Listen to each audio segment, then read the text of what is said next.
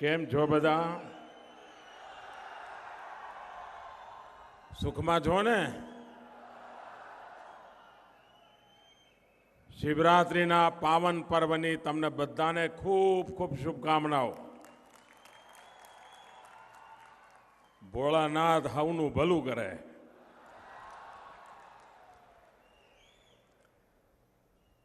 મારી વાત શરૂ કરું પહેલા 3 વખત ભારત માતાનો જયકાર કરવો છે. હું બોલાવીશ. पराक्रमी भारत के लिए भारत माता की, विजयी भारत के लिए भारत माता की, वीर जवानों के लिए भारत माता की. मंच पर विराजमान राज्यना लोकप्रिय અને યશસ્વી મુખ્યમંત્રી વિજયભાઈ રૂપાણી,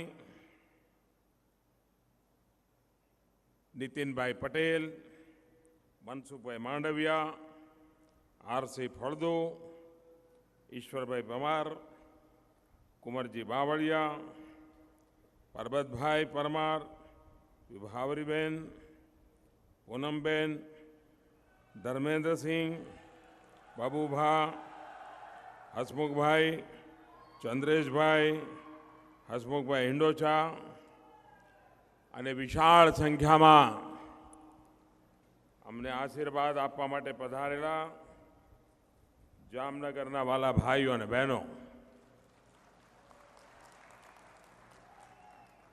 આજે શિવરાત્રિનું પાવન પર્વ છે અને ગુજરાત એવી ધરતી છે કે જ્યાં 2 જ્યોતિર્લિંગ છે.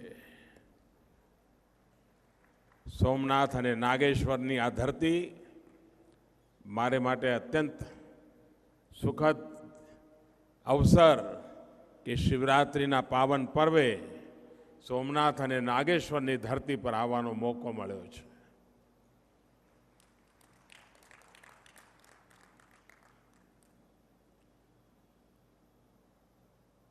જ્યારે હું મુખ્યમંત્રી હતો અને દેશભરના બધા મુખ્યમંત્રીઓની મિટિંગમાં જવું અને એમને હું કહું કે ભાઈ તમને બધાને લાગે છે કે ગુજરાતમાં તમને શું તકલીફ છે, બધું સરસ સરસ છે, તમને શું વાંધો છે, અને જ્યારે એમને હું વાત સમજાવું તો એમને બધાને આશ્ચર્ય થતું.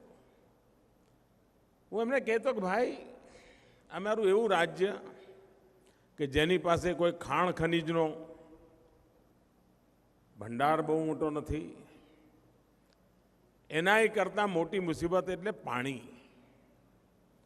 અમારા અનેક ગામ પીવાના પાણી માટે વલખા મારે. અમારી સરકારની ઘણી મોટી શક્તિ 10 વર્ષમાં 7 વર્ષ દુકાળમાં જાય. પીવાનું પાણી કેમ પહોંચાડવું એમાં જાય.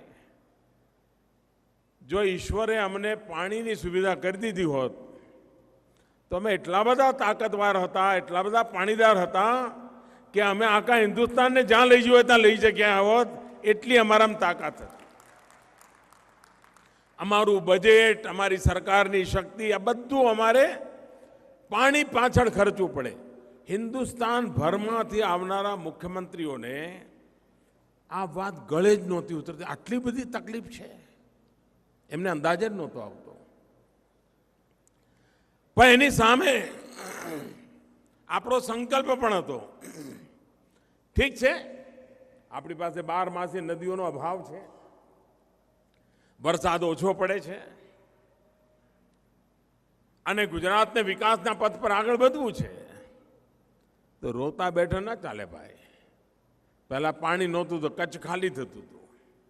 આપણે નક્કી કર્યું કે પાણી નથી તો અમે પાણીના જ પ્રશ્નોનું પહેલા નિરાકરણ કરીશું, પાણી પહોંચાડીશું અને દેશ ગુજરાતને પાણીદાર બનાવીશું.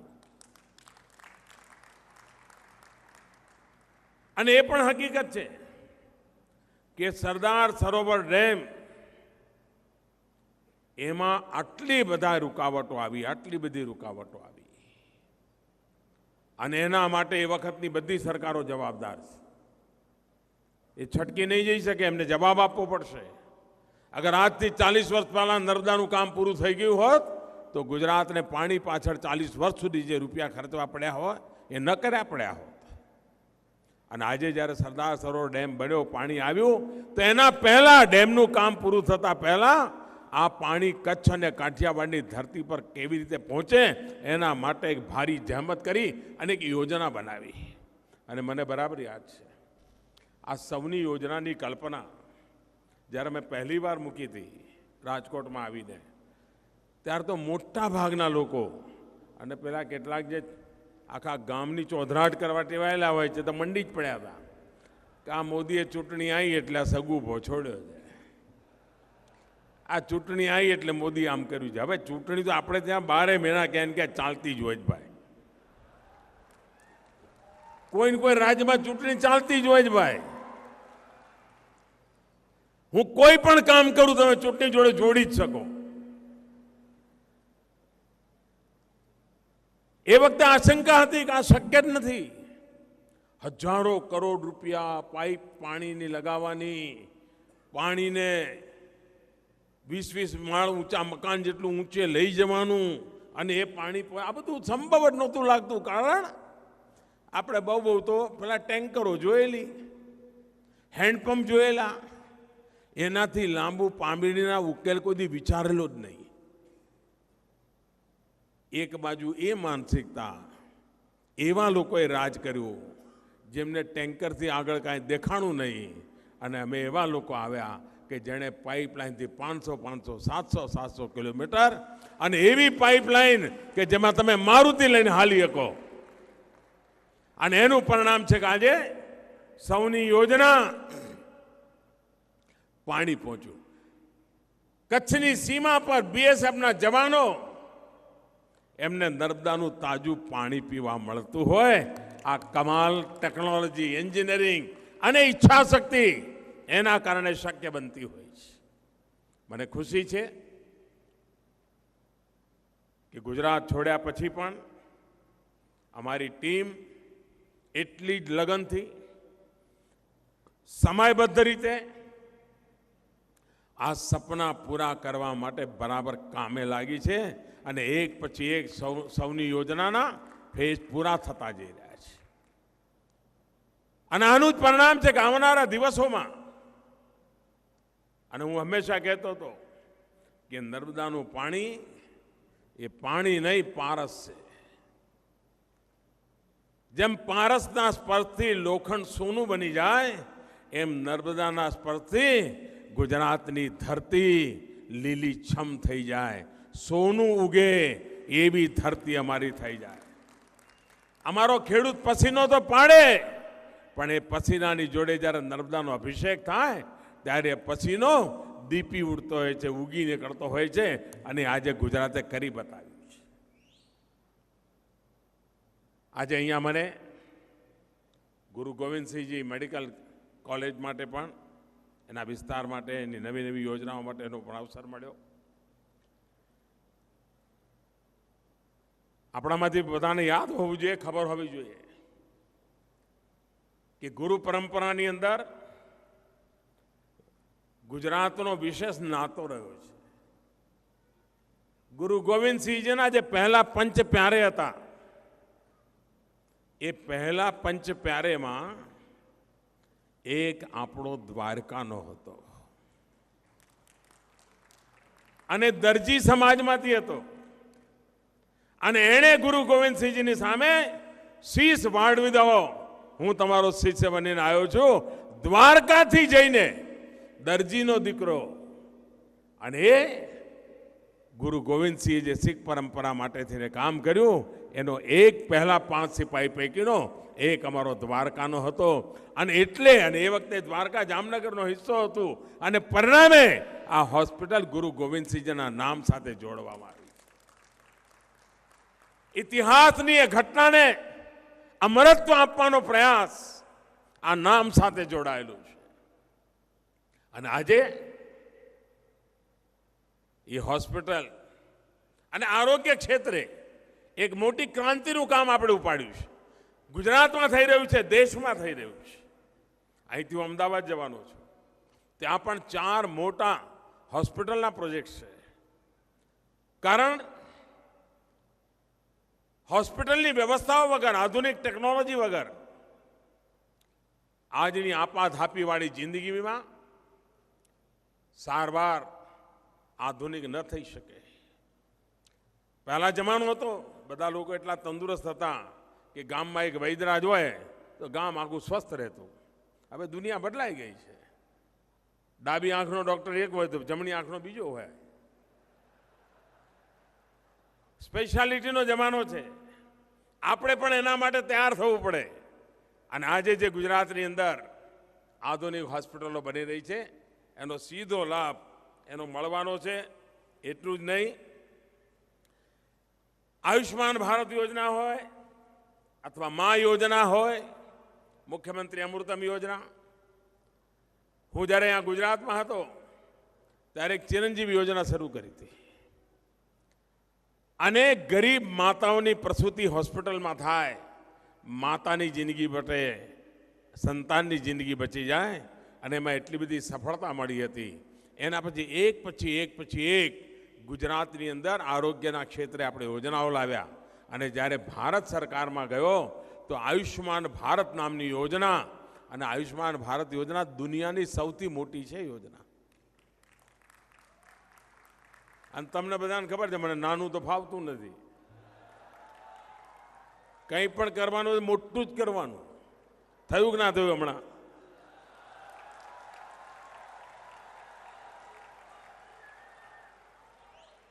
પાઇપલાઇન નાખવાની તો 500 કિલોમીટર, 900 કિલોમીટર, 700 કિલોમીટર ડચકા ખાતા કામ નહીં કરવાના.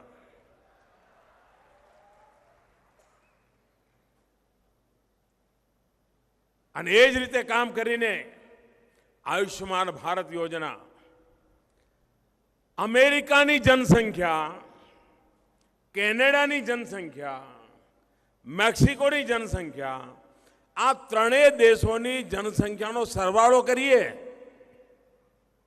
એના કરતાં વધારે લોકોને ભારતમાં આયુષ્માન યોજનાનો લાભ મળવાનો છે.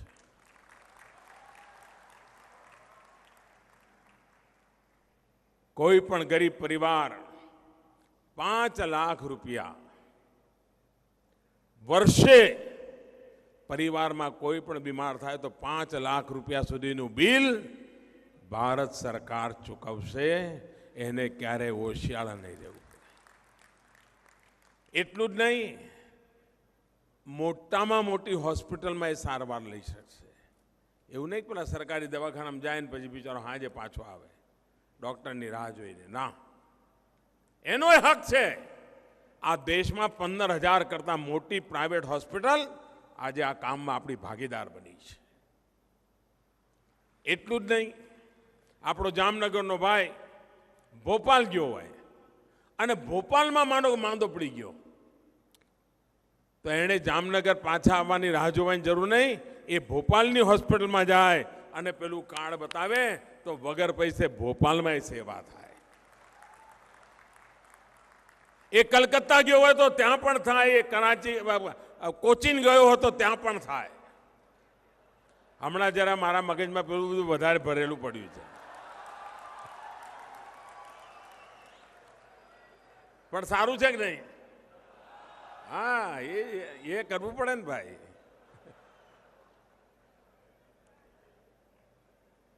અને આ રીતે આરોગ્યની સેવા સામાન્ય માનવીને મળે. હવે આરોગ્યની સેવા મળે એવું નહીં, આના કારણે જે નાના નાના શહેરો છે ત્યાં મોટા મોટા હોસ્પિટલો આવવાની શક્યતા ઊભી થઈ છે. દેશમાં નવા 2 થી 3 હજાર મોટા હોસ્પિટલ આના કારણે આવવાની શક્યતા ઊભી થઈ છે. એક મોટું ક્ષેત્ર વિકાસ પામવાનું છે. અને એક હોસ્પિટલ બને એટલે સેંકડો લોકોને રોજગાર મળતો હોય છે. અનેક લોકોને ત્યાં નાના નાના ટેકનિશિયનો, કેટલા બધા લોકો જોઈતા હોય છે, એનું કામ મળતું હોય છે. દેશમાં આરોગ્ય ક્ષેત્રમાં એક મોટી ક્રાંતિ આના કારણે આવવાની છે. અને એવા હોસ્પિટલના કામની અંદર આજે અહીંયા મને જવાનો અવસર મળ્યો છે. પાણીની જ્યારે વાત થઈ છે ત્યારે પાણીમાં એક પ્રોબ્લેમ છે. પાણી એક એવું છે કે માણસને મર્યાદા ચૂકી જાય અને ત્યાં જ સંકટ શરૂ થાય. આટલી મોટી સૌની યોજના કર્યા પછી પણ આપણને લાગે છે કે ગુજરાતની જરૂરિયાતને જોતા આપણી પાસે વરસાદનું પાણી કે નદીઓનું પાણી પૂરું નહીં પડે અને એટલા માટે મોટા પાયા પર સમુદ્રના પાણીને મીઠું કરવા માટે નહીં, અરબો રૂપિયા ખર્ચીને યોજનાઓ કરવાની જરૂરિયાત ઊભી થઈ છે અને એમાંથી એક પ્રોજેક્ટનો આજે શિલાન્યાસ થયો છે. દરિયાના પાણીને મીઠું કરીને એ લોકોને પહોંચાડવાનું. એનો અર્થ એ થયો કે પાણીને પરમાત્માનો પ્રસાદ સમજીને વાપરવું પડે. ગુજરાતને પાણી વેડફવાનો અધિકાર છે જ નહીં. આટલી મહેનત કરીને ગરીબને મળવું જોઈએ, એને 1 રૂપિયો મળવો જોઈએ તો 80 પૈસા આપ્યા, 20 પૈસા કાઢ્યા પાણી પહોંચાડવા માટે. કારણ પાણી નહીં હોય તો જીવન શક્ય નહીં બને. અનેક કામો, શાળાના ઓરડા બનાવવા પણ હોય, લાખ ઓરડા બનાવવાના હોય તો 10,000 ઓરડા ઓછા બનાયા, પણ એ પૈસા પાણીમાં મૂકવા પડ્યા. હોસ્પિટલ બનાવવાનું હોય તો થોડા પૈસા હોસ્પિટલમાં ઓછા કર્યા, પાણી માટે નાખ્યા.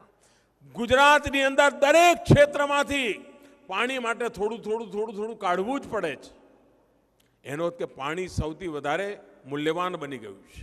એવે વખતે ગુજરાતના પ્રત્યેક નાગરિકની જવાબદારી છે પાણી બચાવવાની. કિસાનની જવાબદારી છે ડ્રીપ ઇરિગેશન કરવાની. પાણી બચાવવું આપણા માટે અનિવાર્ય છે. બુંદ બુંદ પાણીનો ઉપયોગ કરવા માટેનું એક વાતાવરણ બનાવવું પડે. અને જેમ દેશમાં સ્વચ્છતા અભિયાન એક મોટી સફળતા અપાવી, સ્વચ્છતા અભિયાન જન આંદોલન બની ગયું. અને આ વખતનો કુંભનો મેળો, ગુજરાતના જે લોકો આવતા હતા કુંભના મેળે જતા હતા અને પછી આવતા જતા મળે, સ્વચ્છતાના એટલા વખાણ કરતા હતા, એટલા બધા વખાણ કરતા હતા. કુંભના મેળાની સ્વચ્છતા લોકોને સ્પર્શી ગઈ. દેશમાં સ્વચ્છતા એક આંદોલન બની ગયું. મહાત્મા ગાંધી 100 વર્ષ પહેલા હરિદ્વારના કુંભમાં ગયા હતા અને એ વખતે એમણે કુંભનો મેળો સ્વચ્છ હોવો જોઈએ એ ઈચ્છા વ્યક્ત કરી હતી. 100 વર્ષ સુધી ન કરી શક્યા, આપણે કરીને બતાવ્યું. અને એટલે જેમ સ્વચ્છતાનું આંદોલન સફળ થયું તો ગુજરાતમાં પાણી બચાવો આંદોલન સફળ થાય કે ન થાય? આપણે એ દિશામાં આગળ વધી શકીએ. અને જ્યારે આજે પ્રભુ શિવને નર્મદાનો જળાભિષેક કરી રહ્યા છીએ તો આજે શિવરાત્રિના પાવન પર્વે સમગ્ર ગુજરાત સંકલ્પ કરે કે અમે પાણીને પણ બચાવીશું. તમે જુઓ, મોટી ક્રાંતિ આવી જશે. આજે અહીંયા રેલવેના પણ પ્રોજેક્ટ્સની યોજના બની. જે ગતિથી રેલવેનું કામ ચાલી રહ્યું છે, ઇલેક્ટ્રિફિકેશનનું હોય, ગેજ કન્વર્ઝનનું હોય, ડબલ લાઇનનું કામ હોય, પહેલાં થતું હતું એના કરતાં ડબલ સ્પીડ છે. હવે તમને બધા નવું નહીં લાગે કારણ તમે મને જોયો છે કેવી રીતે કામ કરું છું, પણ દેશ લોકોને આશ્ચર્ય છે કે આવું થાય. હું એમને કહું છું આવું ગુજરાત જોઈ આવું, થાય, બધું થાય, કરીએ તો થાય ને ભાઈ. અને આજે દેશમાં થઈ રહ્યું છે, દેશમાં થઈ રહ્યું છે. રેલવેના કામની અંદર ગતિ આવી છે. આધુનિક રેલવે, આધુનિક રેલ કોચની વ્યવસ્થાઓ, આ બધું જ શક્ય બન્યું છે. અને ડબલ સ્પીડથી પહેલા કરતા જે કામ થતા હતા એના કરતા ડબલ થઈ ગયું. આપણે પ્રધાનમંત્રી કિસાન સન્માન નિધિની એક યોજના લાવ્યા. 5 એકર અને તેનાથી ઓછી જમીન એવા ખેડૂતને વર્ષે 6,000 રૂપિયા સીધા એના બેંકના ખાતામાં પહોંચી જશે. દરેક સિઝન પહેલા 2,000 રૂપિયા પહોંચી જશે. એને ખાતર ખરીદવાનું હોય, એને બીજ ખરીદવાના હોય, દવા લાવવાની હોય, એને કામ આવશે. અને એવો ગપઘોડો ચલાવ્યો જૂના લોકોએ. 10 વર્ષમાં એકવાર એમને તાવ આવે, દેવું માફ કરવાનું. ચૂંટણી આવી નથી કે દેવું માફ કરો, દેવું માફ કરો, ભાષણ ચાલુ કરી દે, કશું કરવાનું નહીં. 10 વર્ષ સુધી ખેડૂત જે થવું હોય થાય, કશું કરવાનું નહીં. અને તમને આશ્ચર્ય થશે, 2008-9માં એમણે આ ચૂંટણી ધ્યાનમાં રાખીને દેવા નાબૂદીની વાત કરેલી જૂની સરકારે. 6 લાખ કરોડ રૂપિયાનું દેવું હતું દેશના કિસાનો. માફ કેટલા કર્યા? 52,000 કરોડ. અને વોટ બધાને છેતરીને લઈ ગયા, બધાની આંખમાં ધૂળ નાખી. અને ચૂંટણી પછી ભાઈ કિસાન શું કરે બિચારો? એમ ભાઈ નિયમમાં મારું નહોતું થયું, મારું આવ્યું નહીં. આ મૂર્ખ બનાવવાના જ કાર્યક્રમો કર્યા છે એમણે. આપણે એવી યોજના લાયા છે કે દર વર્ષે 75,000 કરોડ રૂપિયા ખેડૂતના ખાતામાં જમા થશે અને 10 વર્ષે 7.5 લાખ રૂપિયા ખેડૂતના ખાતામાં પહોંચી ગયા હશે. એનો અર્થ કે ગામડામાં 7.5 લાખ કરોડ રૂપિયા ઢગલો થયો હોય ગામડામાં, એટલે ગામડાની આખી ઇકોનોમી બદલાઈ જાય ભાઈ. 7.5 લાખ કરોડ રૂપિયા ગામડામાં ઠલવાણા હોય એટલે ગામડાનો માનવી પહેલા સાયકલ ના ખરીદતો હોય તો સાયકલ ખરીદે, છોકરા માટે બૂટ ના લાવતો તો બૂટ લાવે, બૂટ લાવતો હોય મોજા ના લાવતો તો મોજા લાવે, ઘરની અંદર વાસણ સારા વસાવે, ઘરની અંદર સારું રાંધવાની કોશિશ કરે. એક પ્રકારે આખી ગામડાની ઇકોનોમી બદલાઈ જાય એવું કામ આપણે કર્યું છે. અને એ જ્યારે કર્જ માફી કરતા હતા તો ગામડામાં 100માંથી માંડ 20 કે 25 ખેડૂતોને લાભ મળતો હતો. આપણી યોજનાના કારણે 100માંથી લગભગ 90 ખેડૂતોને લાભ મળવાનો છે અને દર વર્ષે મળવાનો છે. ભાઈઓ બહેનો, સમસ્યાઓના સ્થાયી સમાધાન અને કોઈ પણ પ્રકારના વાલા દબલા વગર સબકા સાથ સબકા વિકાસ આ મંત્ર સાથે કામ કરીએ એટલે કેટલો બધો લાભ થતો હોય છે. હમણાં આપણે કિસાનોને જે લાભ મળે છે એ બધા લાભ પશુપાલકોને આપવાનો નિર્ણય કર્યો. કિસાન ક્રેડિટ કાર્ડ પશુપાલકને મળશે. જેમ સસ્તા દરે વ્યાજ બેંકના પૈસા મળે છે સસ્તા વ્યાજના દરે, એ જ રીતે પશુપાલકને મળશે. અને એ જ લાભ માછીમારને પણ આપ્યો. માછીમાર માટે પણ આની વ્યવસ્થા કરી. પહેલી વાર દેશમાં જ્યારે અટલજીની સરકાર બની હતી ત્યારે પહેલી વાર આદિવાસીઓ માટેનો એક અલગ વિભાગ બન્યો હતો. આદિવાસીઓ માટે વિભાગ નહોતો આપણા દેશમાં. આ દેશમાં મોદી સરકાર આવ્યા પછી પહેલી વાર માછીમારો માટે અલગ મંત્રાલય બનાવવામાં આવ્યું છે. અને માછીમારોના સમુદ્ર તટના બધા આખા દેશના માછીમારોની સમસ્યાઓ, માછીમારોનો વિકાસ, માછીમારીના ક્ષેત્રમાં આધુનિકતા, માછીમારીના ક્ષેત્રમાં કામ કરનાર લોકો માટે આધુનિક સંસાધનો, એનું આખું કામ. માછીમારને પણ કિસાન ક્રેડિટ જેવી સુવિધા, એ બેંકમાંથી ઓછા દરે વ્યાજે પૈસા લઈ શકે અને એને પણ જેમ ખેડૂતને પૈસા મળે છે એવી રીતે પૈસા મળે, આનું કામ આપણે કર્યું છે. સ્થાયી પરિવર્તન કેવી રીતે લાવી શકાય એની ચિંતા કરી છે. ડીપ સી કરવા જાય અમારો કિસાન માછીમાર, કિનારે કિનારે કરે એટલે બહુ મળે નહીં બિચારા, અંદર જાય તો કમાણી મોટી થાય, ઓછી મહેનતે થાય. અને એના માટે જે પ્રકારના વેસલ જોઈએ એ બનાવવામાં એનો સુધારો કરવા માટે ભારત સરકાર સબસિડી આપે છે, 15 લાખ રૂપિયાની સબસિડી, જેથી કરીને મારો માછીમાર ઊંડા સમુદ્રમાં જઈને મોટી ઇન્કમ કરી શકે. એના માટેનું કામ આપણે કર્યું છે. આપણો પ્રયાસ છે કે આ દેશમાં દરેક ઘરને દરેક વ્યક્તિને 2022 સુધીમાં ઘર મળે. મેં તમને કહ્યું મને નાનું તો ફાવતું જ નથી.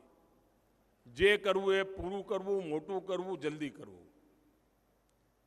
2022 સુધીમાં આ દેશમાં એક પણ વ્યક્તિ એવો ના હોય, એક પણ પરિવાર એવું ના હોય કે જેને પોતાની માલિકીનું ઘર ના હોય અને પાક્કું ઘર ના હોય. ભૂતકાળમાં જે સરકાર ગઈ ને એણે 25 લાખ મકાન બનાવ્યા હતા. અમે આ 55 મહિનાની અંદર 1 કરોડ ને 30 લાખ મકાન બનાવી દીધા. અને એટલે જ હું કહું છું 2022 સુધીમાં આ દેશના પ્રત્યેક વ્યક્તિને ઘર મળશે. અને ઘર મળે એટલે ખાલી 4 દિવાલો નહીં, ગેસનું કનેક્શન, વીજળીનું કનેક્શન, પાણીનું કનેક્શન, નજીકમાં નિશાળ, બધું જ, આધું અધૂરું કંઈ નહીં. આ પૂરી યોજના સાથે કામ ચાલી રહ્યું છે. અને એ કામ પૂરા કરવાની દિશામાં આજે જામનગરની અંદર પણ મને મકાનની ચાવીઓ આપવાનો અવસર મળ્યો છે. અને જે મારું જેને નથી મળ્યા એમને પણ હું કહી દઉં છું, મોદી સરકાર ફરી આવવાની છે ને 2022માં મારું સપનું છે દરેકને ઘર આપવાનું મળવાનું જ છે, બધાને મળવાનું છે. અને એટલા માટે મારો આગ્રહ છે, આપણા ત્યાં જામનગર એટલે લઘુ ઉદ્યોગનું એક પ્રકારનું મોટું વિશાળ ફલક, લઘુ ઉદ્યોગોના કારણે જામનગરની આન બાન અને શાન છે. આ લઘુ ઉદ્યોગના વિકાસને માટે ભારત સરકાર અનેક યોજના, પહેલી વાર તમે ઓનલાઈન જઈને લઘુ ઉદ્યોગના લોકો પોતાને બેંક લોન જોઈતી હોય, બેંકોના ચક્કર કાપવાની જરૂર નહીં, ખાલી તમે ઓનલાઈન ભરી દો. 59 મિનિટમાં 1 કરોડ રૂપિયા સુધીની લોન મંજૂર થાય છે. 59 મિનિટમાં. કોઈની કટકી બટકી બધું બંધ. બેન્કરને ચા પાવડાની જરૂર ન પડે, સાહેબ કહેવાની જરૂર નહીં. ઓનલાઈન કરો, 59 મિનિટમાં તમારા દસ્તાવેજ મૂકો, તમને હક મળી જાય. આ પ્રકારની ક્રાંતિ લાવવાનું કામ આજે આ સરકારે કર્યું છે. અને એના કારણે ease of doing business 142 number પરથી 77 પર આવી આવડો મોટો જમ્પ લગાવી દીધો. કારણ કે એમાં જે લાયસન્સ, ટીકણું, ફલાણું બધી મુસીબતો હતી, બધી દૂર કરી દીધી. જેનો લાભ જામનગર, મોરબી, રાજકોટ આ બધા નાના નાના કારખાનાઓને આખું મોટી એક જબરજસ્ત મોટું વાતાવરણ બન્યું છે. આ લઘુ ઉદ્યોગો માટે મોટો ફાયદો, એન્જિનિયરિંગ વર્કની અંદર કામ કરનારા લોકો માટે ફાયદો, મેન્યુફેક્ચરિંગ ક્ષેત્રમાં જનારા લોકોને ફાયદો. જીએસટીના બધા જ કાયદાઓમાં જેમ જેમ આપણને ખબર પડે કે અહીં જરૂર છે, સુધારા કરતા જઈએ છે. અને જીએસટી આજે સામાન્ય માનવીને ઉપકારક બને રીતે બનાવી દીધી છે. અને એનો લાભ સામાન્ય માનવીને થઈ રહ્યો છે. એક પ્રકારે સામાન્ય માનવી ભારત સરકાર કે રાજ્ય સરકારમાં પોતાનો બનાવેલી ચીજો વેચી નહોતો શકતો. નાનું કડું કામ હોય, નાની નાની ચીજો બનાવતો હોય, કોઈ પ્લાસ્ટિકની ડોલ બનાવતો હોય કે કોઈ ટેબલના માટેના કંઈ ચીજો બનાવતો હોય કે નાની નાની ખુરશીઓ, કોઈ મેળ જ ન પડે. આપણે એક જેમ પોર્ટલ લાવ્યા. જેમ પોર્ટલની અંદર તમે રજીસ્ટ્રી કરાવો, ભારત સરકારમાં જેને જોઈતું હોય ત્યાં લખી નાખે, મોકલવાવાળો ત્યાં લખે. કરોડો રૂપિયાનું કામ સામાન્ય માનવી આજે સરકારમાં મોકલે છે. કોઈ ટેન્ડર નહીં, કોઈ બિચોલીઓ નહીં, કોઈ મારો તારો નહીં, કોઈ પ્રકારનો ભ્રષ્ટાચાર નહીં. અને સામાન્ય માનવી જે ચીજો બનાવે છે એ આજે સરકારની અંદર સીધી ખરીદવા માંડી છે. નહીં તો પહેલાં મોટા મોટા ટેન્ડરોવાળા આવે, પછી નાનો માણસ એનાથી મોટાને વેચે, મોટો એનાથી મોટાને વેચે, મોટો એનાથી મોટાને વેચે, અને પછી મોટો એટલો બધો મોટો હોય કે જેને સરકારને કહે એટલે સરકાર લઈ લે. બધા રૂપિયા મોટાને પાસે જતા હતા, હવે આ સીધા પૈસા નાના પાસે જાય. આ કામ કરવાની તાકાત આજે ભારત સરકારમાં છે અને આપણે કરી બતાવ્યું છે. એનો લાભ આપણે આપી રહ્યા છીએ. ભાઈઓ બહેનો, કોઈ પણ દેશ શક્તિ વગર ચાલી ન શકે, સામર્થ્ય વગર ચાલી ન શકે. આપણા ગુજરાતમાં છાસ દ્વારે કોમી હુલ્લડો થતા કે નહોતા થતા? ભાઈ, આપણા જામનગરમાં શું હતું? થતા હતા કે નહોતા થતા? બધું બંધ થઈ ગયું કે ના થઈ ગયું? બધા સુખ ચેનથી જીવવા માંડ્યા કે ના મળ્યા? બધાની પ્રગતિ થવા માંડી કે ના મળી? આ બધી ભય મનુષ્ય કરાવનારા લોકો ઠેકાણે પડ્યા એટલે બધું હરખું ચાલવા માંડ્યું કે ના માંડ્યું? હવે મને કહો ભાઈ, આ દેશમાં આતંકવાદની બીમારી જવી જોઈએ કે ના જવી જોઈએ? એમને ખખડીને બોલો જામનગર વાળા. આ આતંકવાદનો રોગચાળો જવો જોઈએ કે ના જવો જોઈએ? આતંકવાદને જડમૂળથી ઉખેડવું જોઈએ કે ના ઉખેડવું જોઈએ? હવે આપણે અહીંયા દવા કરીએ તો મેળ પડે ભાઈ? જ્યાંથી થતું હોય ત્યાં કરવી પડે કે નહીં? તમે કોઈ પણ ડોક્ટર પાસે જાઓ તો એને એમ લાગે કે ભાઈ તમારું આ ગુમડું બુડું બરાબર, મૂળ પ્રોબ્લેમ તમારા લોહીમાં છે, લોહી જરા સરખું કરવું પડે, એની દવા કરવી પડે તો તમારું ગુમડું જશે. ક્યાંક ના કે ડૉક્ટર? મૂળ બીમારી સાફ કરવી પડે કે ના કરવી પડે? હવે મૂળ બીમારી પડોશમાં છે.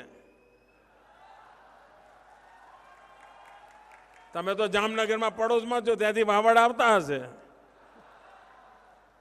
કચ્છ અને જામનગરને તો વહેલા વાવડ આવે. મારે આ જામનગરના લોકોને પૂછવું છે ભાઈ, તમને આપણા દેશની સેના જે કહે એમાં ભરોસો છે કે નથી? સેના જે કહે સાચું માનવાનું હોય કે ના માનવાનું હોય? મારે પણ માનવાનું હોય કે ના માનવાનું હોય? પણ કેટલાક લોકોને પેટમાં દુખે છે, હવે એમાં એમને વાંધા વચકા પડે છે. ભાઈઓ બહેનો, આ દેશને ગર્વ થવું જોઈએ કે અમારી સેના તાકાત બતાવે છે. સાહેબ, મેં હમણાં એક દિલ્હીમાં મારું ભાષણ હતું, એ ભાષણમાં મેં કહ્યું દેશ આખો ગર્વ કરે છે, અદ્ભુત પરાક્રમ કર્યું છે, જવાનોએ પરાક્રમ કર્યું છે, અને કોઈ પણ દેશને થવું જોઈએ. એમાં મળદાલની જેમ રોડતા રહેવાની શું જરૂર છે ભાઈ? મેં એમને કહ્યું જો આજે ના અમારા વાયુસેના પાસે રાફેલ હોત તો પરિણામ જુદું હોત. હવે જેમને મારી વાત ના સમજાતી હોય એમાં મારો દોષ ભાઈ? હવે એમની મર્યાદા છે, શું કરવું? જ્યારે મેં એમ કહ્યું એમણે એવું કહ્યું કે મોદી તો આ ઇન્ડિયન એરફોર્સે જે કર્યું એને જ ક્વેશ્ચન કરે. અરે મહેરબાન, સાબુ વાપરો ને, સાબુ વાપરો ને. સાબુ એટલે સામાન્ય બુદ્ધિ.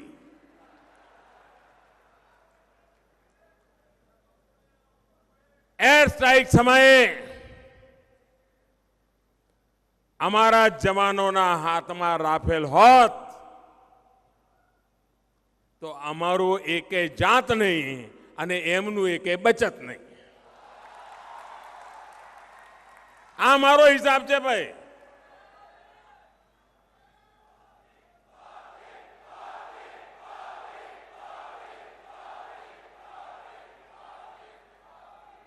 લેકિન આ દેશના વીરોને પ્રણામ, આ દેશની વીર પ્રજાને પ્રણામ. અને અમારો સંકલ્પ છે આ દેશને તબાહ કરનારા કોઈ પણ લોકો હશે, એમના આંકાઓ પેલે પાર બેઠા હશે તો પણ આ દેશ જપીને નહીં બેસે.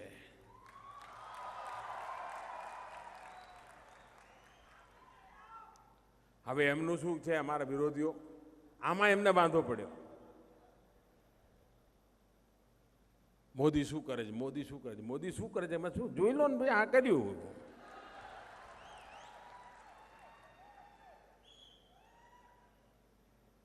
એમનો મંત્ર છે